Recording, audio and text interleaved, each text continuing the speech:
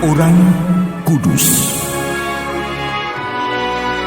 Sobat Katolikana, saatnya kita simak kisah orang kudus yang dipersembahkan oleh Radio Katolikana.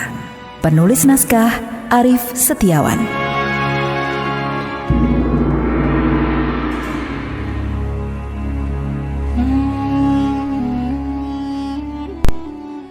Saudara-saudari, hari ini kita akan mengikuti kisah Santo Odo.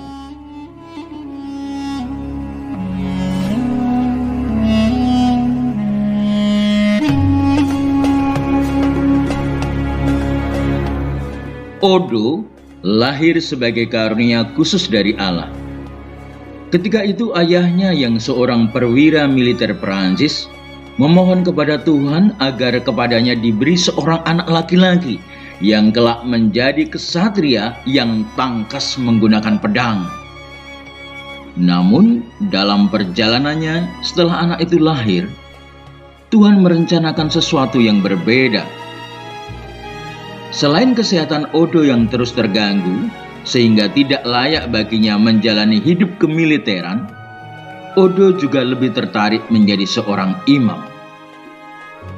Atas restu ayahnya, Odo masuk Ordo Santo Benedictus. Pada tahun 927, ia dipilih menjadi abbas di biara Cluny.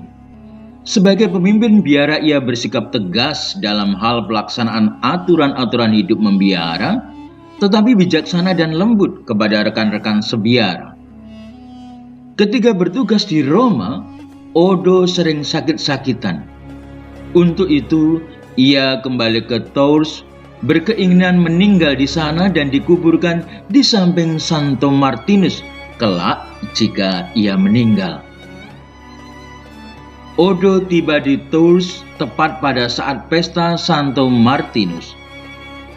Setelah menyiapkan diri selama beberapa hari, Odo meninggal pada tanggal 18 November 942.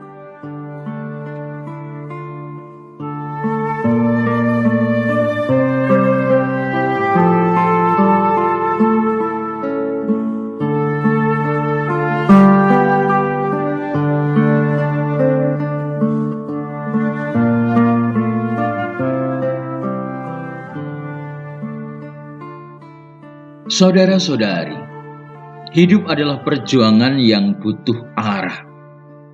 Jika hidup tanpa suatu arah yang jelas, kita hanya akan menemukan fata morgana yang indah, namun hampa dan kosong belaka, serta tidak memiliki makna yang mendalam.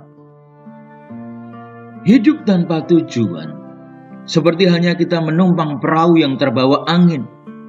Tak ada kendali dan akhirnya hanya tak menentu kemana arah angin membawanya. Karena itu, kita mesti mengetahui arah untuk mencapai tujuan hidup. Di dalam memetakan tujuan hidup itu, seseorang akan menemukan kekuatan dan kelemahan dirinya. Kekuatan digunakan untuk meraih tujuan hidupnya, sedangkan kelemahan digunakan untuk memotivasi diri dalam mencapai tujuan yang diimpikan itu. Orang beriman merancang tujuan hidupnya ke arah Tuhan. Orang beriman berjuang menggapai tujuan hidupnya di dalam dan bersama Tuhan. Mereka selalu mengandalkan Tuhan dalam hidup mereka. Dengan demikian, mereka mengalami sukacita dan damai bersama Tuhan. Bagaimana dengan kita? Sudahkah kita sandarkan tujuan hidup ini hanya untuk Tuhan?